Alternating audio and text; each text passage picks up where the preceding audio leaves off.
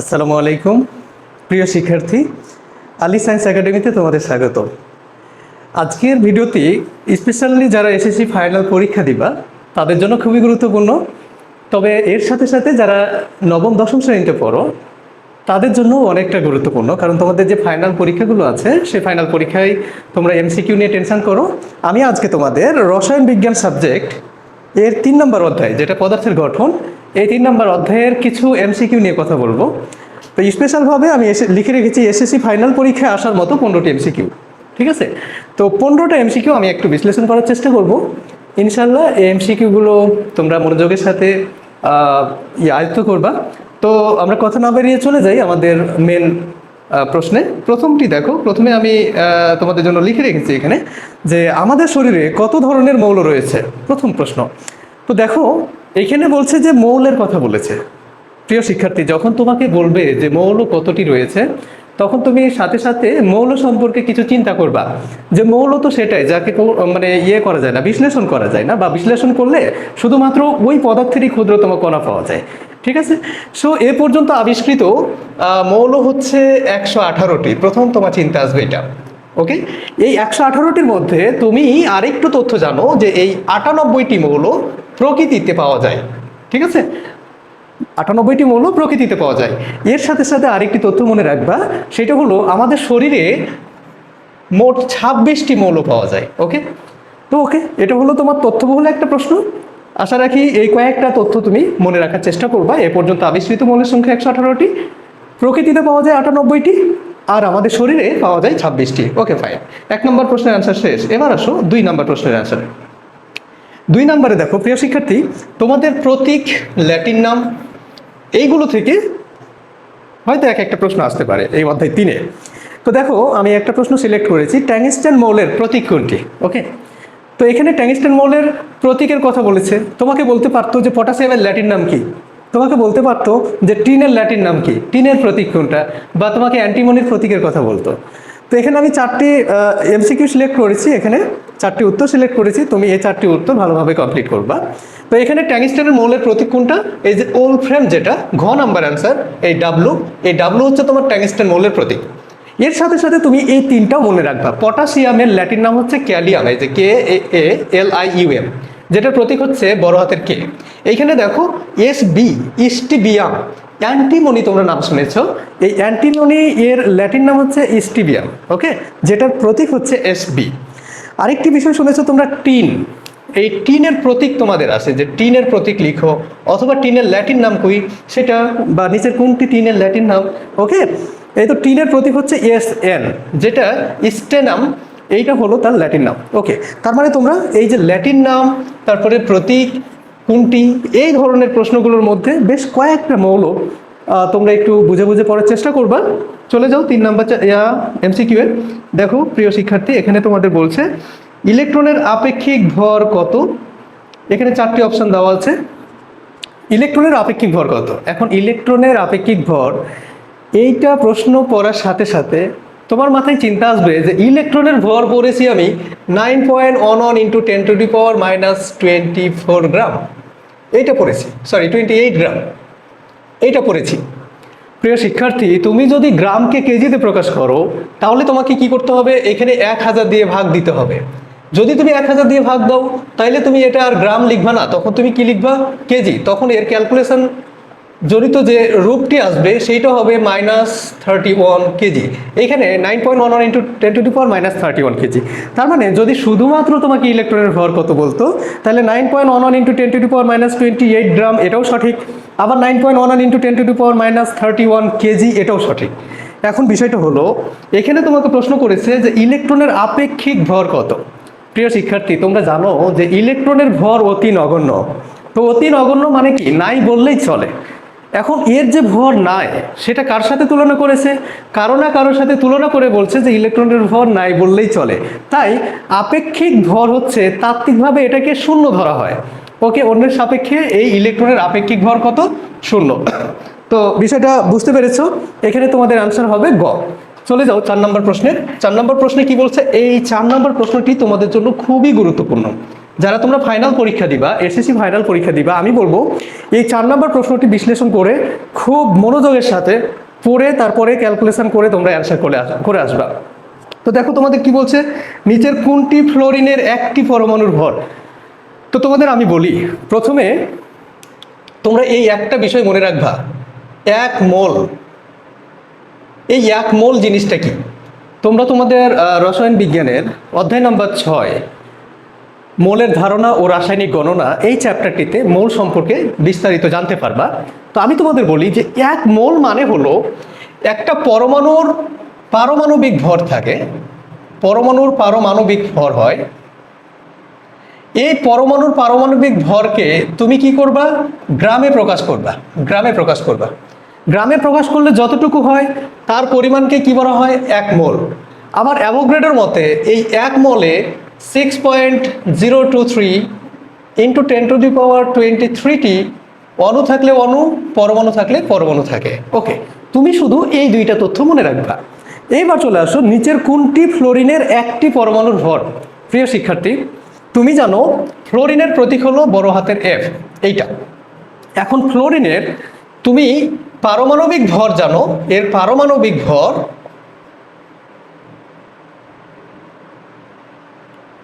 এইটা জানো তুমি হচ্ছে 19। ওকে, ফ্লোরিনের পারমাণবিক ভর তুমি জানো কত, 19। তার মানে তুমি এটা চিন্তা করে দেখো, মোলের সাথে চিন্তা করো যে ফ্লোরিনের 19 গ্রাম, এই যে 19 গ্রাম ফ্লোরিন মানেই হলো 1 মোল ফ্লোরিন। ওকে, আর 1 মোল মানে এই যে 6.023 ইন্টু 10⁻23টি ফ্লোরিনের পরমাণু রয়েছে। ওকে, পরমাণু রয়েছে। তার মানে তোমাকে বলেছে নিচের কোনটি ফ্লোরিনের একটি পরমাণুর ভর, নিচের কোনটি, এটা তুমি কারেক্ট করো। এবার তোমার কিন্তু প্রশ্নটা অনেকটা সহজ হয়ে গেছে। দেখো যে 19 গ্রাম ফ্লোরিনে ফ্লোরিন পরমাণু রয়েছে 6.023 ইন্টু 10⁻23। এই ইকুয়েশনটা তুমি পেয়ে গেছো। এবার তুমি কি করবা, ঐকিক নিয়মের সাহায্যে তুমি এটাকে সমাধান করো। দেখো তুমি লিখবা যে 6.023 ইন্টু 10⁻23টি ফ্লোরিন পরমাণুর ভর, ফ্লোরিন পরমাণুর ভর 19 গ্রাম। ওকে, এবার তোমার প্রশ্ন বলেছে যে একটি ফ্লোরিন পরমাণুর ভর কত, একটি ফ্লোরিন পরমাণুর ভর কত। দেখো নিচের কোনটি ফ্লোরিনের একটি পরমাণুর ভর। প্রিয় শিক্ষার্থী, দেখো এই ধরনের প্রশ্নগুলো ম্যাক্সিমাম তোমাদের আসবে, ঠিক আছে। তো আশা করি তোমরা এইভাবে বিশ্লেষণ করে তোমরা অ্যান্সারটা সঠিকভাবে করবা। তো একটি পরমাণুর ভর কি হবে, এইখানে 19 ওপরে দিবা, আর এখানে 6.023 ইন্টু এখানে 10-এর মাথার ওপর 23। ওকে, এবার তুমি ক্যালকুলেটারে চলে যাও। ক্যালকুলেটারে তোমাদের কত অ্যান্সার আছে একটু দেখো। আমি ক্যালকুলেটারে চলে যাই। প্রিয় শিক্ষার্থী, প্রথমে তুমি 19 টিপবা, তারপরে ভাগ কত আছে, 6.023 exp মানে ইন্টু 10⁻23। ওকে, এইখানে তুমি ইকুয়াল টু চাপ দাও, তার মানে তুমি আনসার পাইলা কত, 3.154 ইন্টু 10⁻, এখানে -23। ওকে, এই তুমি এত অ্যান্সার পেয়েছো। এবার তুমি চেক করো যে তোমার অপশানের মধ্যে কোনটির অ্যান্সার এর সাথে মিলেছে। দেখো এই যে তোমার অ্যান্সার রেডি, এইখানে অ্যান্সার দেখাচ্ছে কত, 3.154, এখানে 3.16। বাকি অপশানগুলোতে কিন্তু কোনোটারই মানের সাথে মিলছে না। ওকে, সুতরাং তোমার এই 4 নম্বরের উত্তর হবে ক। তুমি এইভাবে বিশ্লেষণ করে, এই প্রশ্নটি খুবই ইম্পর্টেন্ট, আমি বলবো এই ধরনের প্রশ্ন তুমি যত পারো তুমি স্টার দাও। ওকে, 3 নম্বর অধ্যায়ের জন্য খুবই গুরুত্বপূর্ণ প্রশ্ন। ওকে, চলে যাও 4 নম্বর প্রশ্নে। 4 নম্বরে বলছে একই ধরনের প্রশ্ন। দেখো কোন মৌলের একটি পরমাণুর ভর, কোন মৌলের একটি পরমাণুর ভর এত গ্রাম, এর আপেক্ষিক পারমাণবিক ভর কত। এবার তুমি চিন্তা করো, আপেক্ষিক পারমাণবিক ভর চেয়েছে তোমার, এই একই ধরনের প্রশ্ন শুধুমাত্র একটু অন্যরকম ভাবে করছে। দেখো তুমি অলরেডি বুঝে গেছো যে 1 মোল মানেই হলো পরমাণুর পারমাণবিক ভরকে গ্রামে প্রকাশ, আবার 1 মোল মানেই হলো 6.023 × 10⁻23টি পরমাণু। এখানে বলছে কোনো মৌলটার নাম তোমাকে বলেনি, বলছে একটি পরমাণুর ভর দেওয়া আছে, একটা পরমাণুর ভর দেওয়া আছে এবং দিয়ে বলছে যে এর আপেক্ষিক পারমাণবিক ভর কত। তো তুমি কি জানো যে একটি পরমাণুর ভর এইটা দেওয়া আছে, ওকে? তাহলে তুমি জানো যে 6.023 × 10⁻23টি এই পরমাণুর ভর যেটা, সেটাই হলো তার আপেক্ষিক পারমাণবিক ভর। সুতরাং তুমি কি করবা, এখানে লিখবা একটি পরমাণুর ভর, একটি পরমাণুর ভর কত দেওয়া আছে, 3.16 × 10⁻23 গ্রাম। তোমার দরকার হচ্ছে তুমি কি করবা, এই যে 1 মোলে যতটি পরমাণু থাকে ততটি পরমাণুর কত ভর, সেটাই হলো তোমার আপেক্ষিক পারমাণবিক ভর। প্রিয় শিক্ষার্থী, আমি আবারও রিপিট করছি, তোমার যদি একটি পরমাণুর ভর দেওয়া থাকে তো তুমি যে অ্যাভোগাড্রোর সংখ্যাটি পেয়েছো 6.023 × 10⁻23, এতটি পরমাণুর যে ভরটা সেটাই হলো ওই পরমাণুটার আপেক্ষিক পারমাণবিক ভর। তাহলে তুমি ঐকিক নিয়মের সাহায্যে একটি পরমাণুর ভর দেওয়া আছে এত, অতএব 6.023 × 10⁻23টি পরমাণুর ভর কত হবে, এটার সাথে গুণ হবে, সো 3.16 × 10⁻23, আর এইখানে হবে 6.023 × 10⁻23। এবার তুমি ক্যালকুলেটরে ক্যালকুলেশন করে দেখো কোনটি তোমার সাথে মিলছে, তোমার উত্তরের সাথে মিলছে। তো আমরা চলে যাই, এখানে তুমি প্রথমে 3.16 ইন্টু EXP চেপে দাও, EXP হইলে -23, এর সাথে আবার তুমি ইন্টু, তারপরে 6.023 EXP 23 ইকুয়াল টু চাপ দাও। এই দেখো এখানে তোমার অ্যান্সার আসলো কত, এখানে এসেছে 19.03268, অর্থাৎ প্রায় এটা হলো 19। এখন তুমি অপশান চেক করো যে তোমার অপশানে এই 19 কোথায় আছে। দেখো এই দেখো তোমার অপশানে দেওয়াই আছে, এই যে এখানে কোনো মোলের একটি পরমাণুর ভর দেওয়া আছে, এর আপেক্ষিক পারমাণবিক ভর কত, এই যে দেখো 19। তার মানে এখানে অ্যান্সার হবে কোনটা, এখানে অ্যান্সার হবে খ। আশা করি বিষয়টা বুঝতে পেরেছো। এইভাবে দেওয়ার পর যদি তোমারে বলে, এইভাবে দেওয়ার পর এই যে দেখো নিচের প্রশ্নটাতে দেখো 6 নম্বর প্রশ্নে আবার এইভাবেই একটি পরমাণুর ভর দিয়ে রেখেছে, দেওয়ার পরে বলছে যে নিচের কোন মৌলটার পরমাণু এটা। তার মানে বলছে নিচের কোন মৌলের একটি পরমাণুর ভর এত গ্রাম, তাহলে এই মৌলটার নাম কি। তুমি দেখো এখানে যখন তুমি পারমাণবিক ভর পেয়ে গেছো, তার মানে এই প্রশ্নটাতেই অর্থাৎ এর আগের প্রশ্নটাতেই যদি তোমাকে জিজ্ঞেস করতো যে নিচের কোন মৌলটির একটি পরমাণুর ভর এটা, অর্থাৎ মৌলটার নাম যদি জিজ্ঞেস করতো, তাহলে কি হতো, এইটা হতো ফ্লোরিন।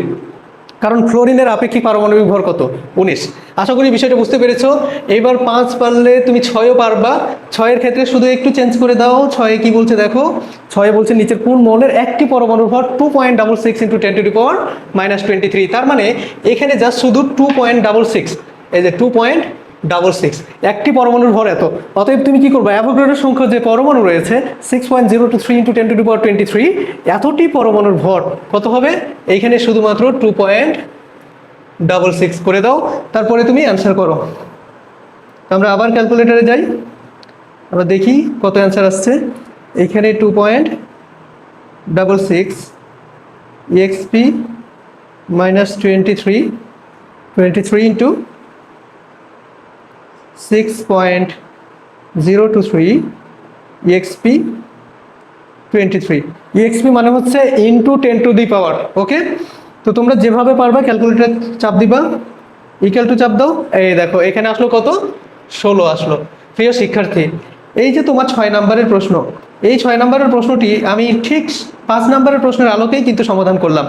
এখন 6 নম্বরের প্রশ্নে তোমার বলেছে কি যে নিচের কোন মৌলের একটি পরমাণুর ভর এত, তার মানে এই মৌলটা কোনটা সেইটা তোমাকে প্রশ্ন করছে। এখন তুমি কি করবা, এই মৌলের এই যে পারমাণবিক ভর যেটা, সেটা তুমি কিন্তু পেয়ে গেছো 16। এখন তুমি জানো যে অক্সিজেন যে আছে, এই অক্সিজেনের পারমাণবিক সংখ্যা কত জানো, পারমাণবিক সংখ্যা জানো তুমি 8। 8 এবং পারমাণবিক ভর জানো তুমি কত? 8 দুগুণা 16, এই 16। তার মানে এখানে নিচের যে মৌলটা রয়েছে সেইটা হলো তোমার অক্সিজেন, অর্থাৎ তোমার উত্তর হবে কত? খ। আশা করি বিষয়টা বুঝতে পেরেছো। এখানে 6 নাম্বার এবং 5 নাম্বার খুবই ইম্পর্টেন্ট, আমি বলবো তোমাদের জন্য খুবই গুরুত্বপূর্ণ এমসিকিউ। এবার চলে আসো 7 নাম্বার এমসিকিউ। 7 নাম্বার এমসিকিউটি খুবই গুরুত্বপূর্ণ। এখানে তোমাদের আমি বলবো সৃজনশীলেও কিন্তু এখান থেকে কপার এবং ক্রোমিয়ামের ব্যতিক্রমধর্মী ইলেকট্রন বিন্যাস এই বিষয়টা আসে। তো এখানে দেখো, এখানে তোমাদের কি প্রশ্নটা বলছে দেখো, কপারের ইলেকট্রন বিন্যাসে কোনটি ওয়াই স্থিত অবস্থা? তুমি চিন্তা করো, কপারের ইলেকট্রন বিন্যাসে কোনটি ওয়াই স্থিত অবস্থা? এইখানে দেখো ওয়াই স্থিত অবস্থা কোনটা আর স্থিতিশীল অবস্থা কোনটা, এইটা তোমাকে বুঝতে হবে। এইখানে কপার হচ্ছে 29, এইটা হলো এর পারমাণবিক সংখ্যা। সো এখানে তুমি যদি এর ইলেকট্রন বিন্যাস করো তাহলে দেখতে পাবা যে, প্রিয় শিক্ষার্থী আমি একটু ইলেকট্রন বিন্যাসটা করে দিই। এইখানে দেখো এই পর্যন্ত তোমার মোট ইলেকট্রন হয়েছে কতটি? 18টি। তাহলে এখানে দিয়ে দাও 2টি, 20টি। ওকে, তাহলে এখানে হবে কত? 9। এখন বিষয়টা হলো যে আমরা জানি এইটা তো অরবিটালের যে ইলেকট্রন প্রবেশের নীতি আছে, আউবাউ নীতি বলো বা n+l নীতি বলো, যে প্রথমে কম শক্তির অরবিটালে ইলেকট্রন প্রবেশ করে তারপরে বেশি শক্তির অরবিটালে প্রবেশ করবে। এই অনুসারে প্রথমে 4s এ 2টি দিয়েছো, তারপরে 3d তে 9টি দিয়ে দিয়েছো। এখন বিষয়টা হলো এর পরেও কপার কিন্তু এই অবস্থায় স্থিতিশীল থাকে না। ঠিক আছে, কেন স্থিতিশীল থাকে না?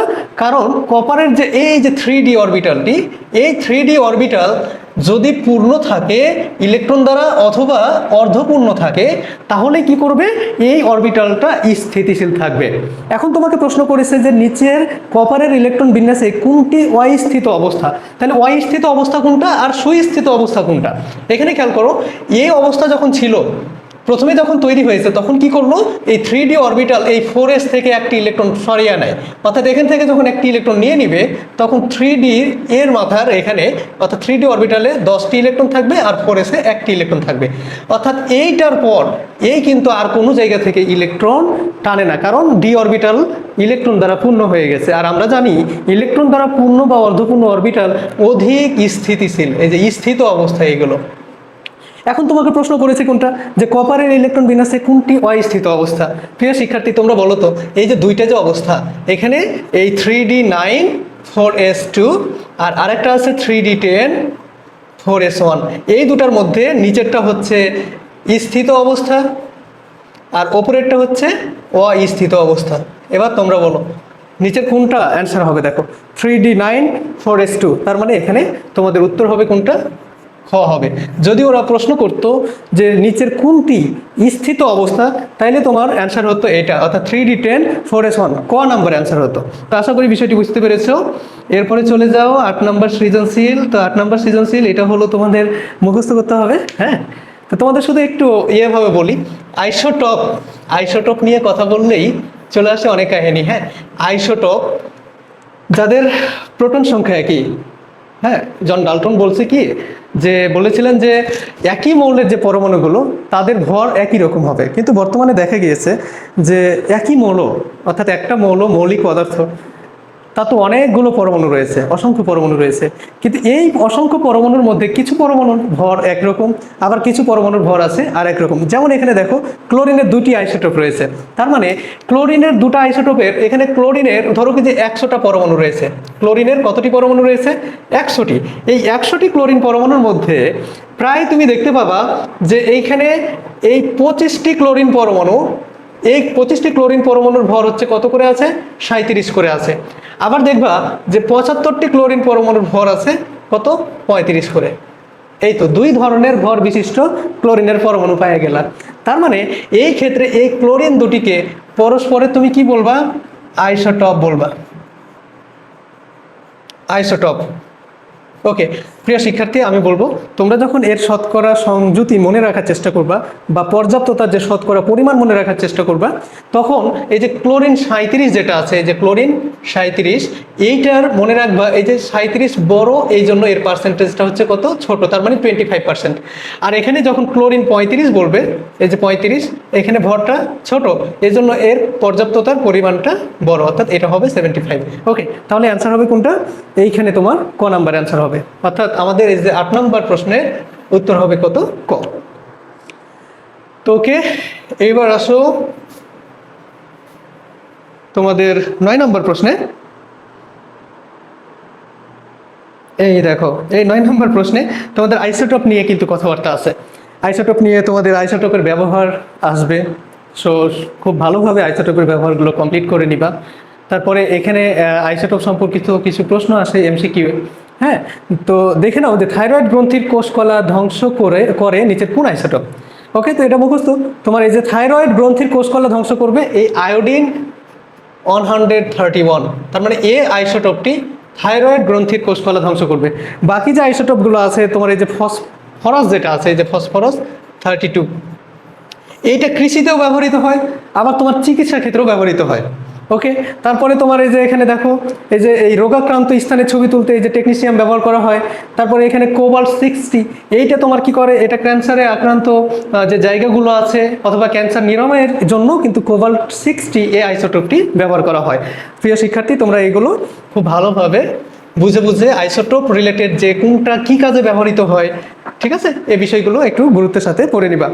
তারপরে দেখো কোনটি ফসিলের বয়স নির্ধারণের জন্য ব্যবহৃত হয়, অর্থাৎ বয়স নির্ধারণের আজ থেকে অনেক অনেক বছর আগে যে বিষয়টা ছিল, ঠিক আছে, জীবাশ্ম জ্বালানি পরীক্ষা করার জন্য কার্বন ডেটিং পদ্ধতি ব্যবহৃত হয়। সেই ক্ষেত্রে তোমার এই যে কার্বন 14 নামে যে আইসোটোপটি আছে সেইটা হচ্ছে তোমার পৃথিবীর বয়স বলো অথবা তোমার কোনো একটা ফসিলের বয়স বলো, এই ফসিলের বয়স নির্ধারণে কার্বন 14 আইসোটোপটি ব্যবহার করা হয়। ওকে, এইবার আসো 11 নম্বর প্রশ্নে। 11 নম্বর প্রশ্নে তোমাকে একটু কনফিউজ করে দিবে।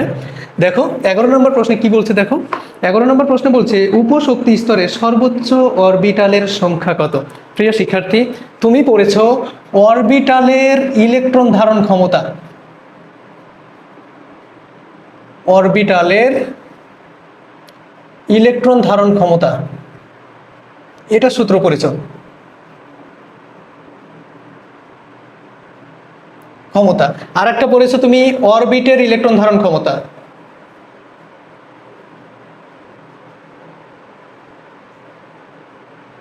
ইলেকট্রন ধারণ ক্ষমতা। ওকে, তাহলে তুমি এই দুইটা সূত্র তুমি জানো। অরবিটের ইলেকট্রন ধারণ ক্ষমতা যখন বলেছে তখন তুমি সূত্র পড়েছো 2n²। ওকে, আবার বলছে অরবিটালের ইলেকট্রন ধারণ ক্ষমতা, এই সূত্র যখন তুমি পড়েছো তখন 2 × 12 + 1 এই সূত্রটি তুমি পড়েছো। এখন তোমাকে প্রশ্ন করেছে এইখানে অরবিটাল মানে হলো উপশক্তি স্তর, উপশক্তি স্তর। এইখানে বলছে যে উপশক্তি স্তরে সর্বোচ্চ অরবিটালের সংখ্যা কত। এখন উপশক্তি স্তরে অরবিটালের সংখ্যা এইটা নির্ণয়ের সূত্র হলো তোমার 2l + 1। এইটা তুমি জানো এস অরবিটালের ক্ষেত্রে এল এর মান কত? 0, পি অরবিটালের ক্ষেত্রে এল এর মান 1, ডি অরবিটালের ক্ষেত্রে এল এর মান 2, আর এফ অরবিটালের ক্ষেত্রে এল এর মান হলো 3। তার মানে তুমি যদি এস অরবিটালে এই যে উপশক্তি স্তর তুমি যদি গণনা করতে যাও, যেমন পি অরবিটালের উপশক্তি স্তর হচ্ছে 3টি, p x, p y, p z. D অরবিটালের উপশক্তি স্তর আছে 5টি, d x y, d y z, d z x, d x square minus y square আর ডি জেড স্কোয়ার। এভাবেই তোমার উপশক্তি স্তরের সর্বোচ্চ অরবিটালের সংখ্যা, তুমি যদি এস অরবিটালের মানে উপশক্তি স্তরের সর্বোচ্চ অরবিটাল খুঁজতে যাও তাহলে দেখবা যে এখানে 2 × এস এর ক্ষেত্রে এল এর মান কত? 0, তার মানে এখানে 0 + 1। সো 0 + 1 মানে হলো 1, তার মানে এস অরবিটালে একটাই উপশক্তি স্তর রয়েছে। এখানে তুমি যদি পি অরবিটালের ক্ষেত্রে দেখো তাহলে দেখবা 2 × এখানে 1 + 1, 2 + 1 = 3, তার মানে পি এইটার উপশক্তি স্তর 3টি রয়েছে, একটা হলো পি এক্স, একটা পি ওয়াই আর একটা পি জেড। আবার তুমি যদি ডি এইটা তুমি নির্ণয় করো তাহলে 2 × এখানে 2 দাও +1, তার মানে 4 + 1 = 5। এইভাবে তুমি কিন্তু উপশক্তি স্তরে সর্বোচ্চ অরবিটালের সংখ্যা নির্ণয় করতে পারবা। তো আশা করি তোমরা এই কনফিউশনটা ক্লিয়ার হয়েছো। তোমাদের যদি বলে অরবিটালের ইলেকট্রন ধারণ ক্ষমতার সূত্র বলো তাহলে 2 × 12 + 1। যদি তোমাদের বলে অরবিটের ইলেকট্রন ধারণ ক্ষমতার সূত্র বলো তাহলে তুমি বলবা 2n²। বাট এখানে উপশক্তি স্তরের সর্বোচ্চ অরবিটালের সংখ্যা যদি বলে, ইলেকট্রনের সংখ্যা না, অরবিটালের সংখ্যা, তখন তোমার সূত্র হবে 12 + 1। ওকে, এইবার আমরা 12 নম্বর প্রশ্ন, আমাদের খুবই গুরুত্বপূর্ণ প্রশ্ন, এবং এর সাথে সাথে আমি আরও কয়েকটা প্রশ্ন তোমাদের আমি বিশ্লেষণ করে দেখিয়ে দিব। এইখানে দেখো প্রিয় শিক্ষার্থী, একটি প্রশ্ন তোমাদের বলেছে এই 12 নম্বর প্রশ্নে, যে এখানে ফ্লোরিন দেওয়া আছে, এই ফ্লোরিনের এইখানে দেখো তার পারমাণবিক ভরটা দেওয়া আছে, তারপরে মাইনাস দেওয়া আছে। তোমরা একটা জিনিস জানো যে মাইনাস চার্জযুক্ত অর্থাৎ ঋণাত্মক চার্জযুক্ত যে পরমাণু বা আয়ন যেটা, সেটাকে তুমি কি বলবা? অ্যানায়ন বলবা। আর যদি ধনাত্মক চার্জযুক্ত হইতো তাহলে তুমি কি বলতা? ক্যাটায়ন বলতা। ওকে, তোমার প্রশ্ন কি বলেছে দেখো, এই আয়নটিতে ইলেকট্রন সংখ্যা কতটি? এখন তুমি জানো যে পরমাণুতে, এই পরমাণু যখন থাকে, পরমাণু কিন্তু চার্জ নিরপেক্ষ, ঠিক আছে? কেন চার্জ নিরপেক্ষ? কারণ পরমাণুতে জয়টাই ইলেকট্রন থাকে ঠিক তয়টাই প্রোটন থাকে। এই জন্য ইলেকট্রন এবং প্রোটন পরস্পরকে নিষ্ক্রিয় করে দেয়। এই জন্য পরমাণু চার্জ নিরপেক্ষ বা নিরপেক্ষতার করে। এখন দেখো তোমাকে বলছে কি যে আয়নটিতে ইলেকট্রন সংখ্যা কত। এখানে ফ্লোরিন কি করেছে দেখো, ফ্লোরিনের পারমাণবিক সংখ্যা কত? ফ্লোরিনের পারমাণবিক সংখ্যা হলো 9। এখন যেহেতু পারমাণবিক সংখ্যা 9, পারমাণবিক সংখ্যা, এখন ফ্লোরিন কি করেছে? অন্য কোথাও থেকে একটা ইলেকট্রন গ্রহণ করেছে, গ্রহণ করে 10টা করেছে, এবং গ্রহণ করার কারণে এই ইলেকট্রন তার মাথার উপরে অবস্থান করছে। সুতরাং এফ এর ওপর মাইনাস একটা দেওয়া আছে, তার মানে মাইনাস যতটা থাকবে মনে রাখবা সে ততটা ইলেকট্রন কোথাও থেকে গ্রহণ করেছে। যদি এরকম থাকতো এফ তারপরে মনে করো 2 মাইনাস, তার মানে এই ফ্লোরিনের ইলেকট্রন সংখ্যা কত? 9 + 2, সো এখানে 11। ওকে, এখানে ফ্লোরিনের কত হবে? 9 + 1, এখানে 10 হবে। তো এখানে বুঝতে পেরেছো আশা করি বিষয়টা। তাহলে এখানে অ্যান্সার হবে তোমার খ। এই প্রশ্নের উত্তর হচ্ছে খ। এবার দেখো 13 নম্বর প্রশ্নটি দেখো, এখানে 13 নম্বর প্রশ্নটি আবার ক্যাটায়নের একটা প্রশ্ন। এখানে অ্যালুমিনিয়ামের মাথার উপরে দেখো 3+ দেওয়া আছে। 3+ মানে কি? 3+ মানে হলো অ্যালুমিনিয়াম থেকে 3টি ইলেকট্রন চলে গেছে। এখন অ্যালুমিনিয়ামের পারমাণবিক সংখ্যা হলো 13, অর্থাৎ অ্যালুমিনিয়ামের প্রোটন সংখ্যা হচ্ছে 13। প্রোটন সংখ্যা 13 হলে ইলেকট্রন সংখ্যাও 13। এখন অ্যালুমিনিয়াম কি করছে? 3টা ইলেকট্রন এখান থেকে বাদ দিয়ে দিয়েছে, মানে কোথাও ত্যাগ করে দিয়েছে। তো অ্যালুমিনিয়াম 13 থেকে যদি 3 বাদ দিয়ে দাও তাহলে কত আসবে? 10টি আসবে। আশা করি বিষয়টি বুঝতে পেরেছো। এখানে 13 নম্বরের উত্তর কত হবে? ক হবে। এই ধরনের প্রশ্নগুলো তোমাদের দিবে, দিয়ে বলবে যে এটার ইলেকট্রন কয়টা, প্রোটন কয়টা, অথবা তোমার বলে দিবে যে এখানে নিচের কোনটি হচ্ছে এর ইলেকট্রন। ওকে, তারপরে দেখো 14 নম্বর প্রশ্ন, খুবই গুরুত্বপূর্ণ 14 নম্বর প্রশ্ন। 14 নম্বর প্রশ্নটি কি বলছে দেখো, বলছে নিচের কোন অরবিটালটি অসম্ভব? এই যে কোন অরবিটালটা সম্ভব, কোন অরবিটালটা অসম্ভব, এই জন্য তোমাকে আমি বলবো ছোট্ট একটা 1 নাম্বার কক্ষপথ মানেই একটাই অনেস আছে, 2 নাম্বার মানে শুধুমাত্র 2s 2p আছে। আমি বিষয়টি এভাবে বলি, 1 নাম্বার কক্ষপথ মানে 1, 2 নাম্বার কক্ষপথ মানে 2 2বার আছে, 3 নাম্বার কক্ষপথ মানে 3 আছে 3বার, 4 নাম্বার কক্ষপথ মানে 4 আছে 4বার। এখন তুমি এই যে এস পি ডি এফ এদেরকে পর্যায়ক্রমে বসাও। তুমি যখন 1 নম্বর কক্ষপথে বসেছো তখন শুধুমাত্র এসকে এখানে নিয়ে এসে বসাবা, অর্থাৎ 1s। যখন 2 নম্বর কক্ষপথ নিয়ে আলোচনা করবা তখন একে পর্যায়ক্রমে ওপর থেকে নিচের দিকে বসাবা, অর্থাৎ 2 এর পাশে এস বসাও, আবার 2 এর পাশে কি বসাবা? পি বসাবা। আবার যখন তুমি 3 নম্বর কক্ষপথ নিয়ে আলোচনা করবা তখন আবার পুনরায় ওপর থেকে নিচের দিকে নিয়ে যাবা, অর্থাৎ প্রথমে তুমি এস দিবা, তারপরে পি, তারপরে ডি। আবার যখন 4 নম্বর কক্ষপথে নিয়ে আসবা তখন তুমি এখানে এস পি ডি এফ। ওকে, এর মধ্যেই তোমার কিন্তু এই এমসিকিউ এর অ্যান্সারটা তুমি পেয়ে যাবা। প্রিয় শিক্ষার্থী, এখানে তোমাকে বলছে নিচের কোন অরবিটালটি অসম্ভব। দেখো এখানে বলছে যে প্রথমে 3D। এখন তুমি 3 নম্বর কক্ষপথে দেখো ডি এর সামনে যেহেতু 3 আছে তার মানে তুমি বুঝবা যেটা হচ্ছে তোমার 3 নম্বর কক্ষপথ নিয়ে কথা বলছে। এখানে দেখো 3D, এখানে শুধুমাত্র 3s 3p এবং 3d এই 3টা অরবিটাল সম্ভব। এখানে 3f বলে কোনো অরবিটাল নেই, সুতরাং তার পাশেই যে খ নম্বরের অ্যান্সার 3f আছে এই অ্যান্সারটি ভুল আছে। সুতরাং এখানে 3f বলে কোনো অরবিটাল পাওয়া সম্ভব নয়। তার বাদ বাকি দেখো 2s এই যে অরবিটাল সম্ভব এটা আছে, তারপরে দেখো 4f এইটা আছে। সো এভাবে তুমি অ্যান্সার করে দিবে। তারপরে লাস্ট প্রশ্ন 15 নম্বর প্রশ্নটা খুবই গুরুত্বপূর্ণ, তোমাদের সৃজনশীলের গ নাম্বার এর জন্য গুরুত্বপূর্ণ আমি বলবো। তো দেখো এখানে সিম্পলভাবে তোমাদের এই এমসিকিউটি করেছে, বলছে পটাশিয়াম এর শেষ ইলেকট্রনের কৌণিক ভরবেগ কত। এখন তুমি পটাশিয়ামের পারমাণবিক সংখ্যা তুমি জানো 19। পটাশিয়ামের যদি তুমি ইলেকট্রন বিন্যাস করো তাহলে প্রথম কক্ষপথে কয়টি ইলেকট্রন থাকবে? 2টি। পরের কক্ষপথে কয়টি থাকবে? 8টি। সরি একটু নিচে লিখি, অর্থাৎ এইভাবে দেখো 2 8 তারপরে হচ্ছে কত 8, তার মানে 8 আর 16 আর 2 হচ্ছে 18, তারপরে এখানে 1 দাও।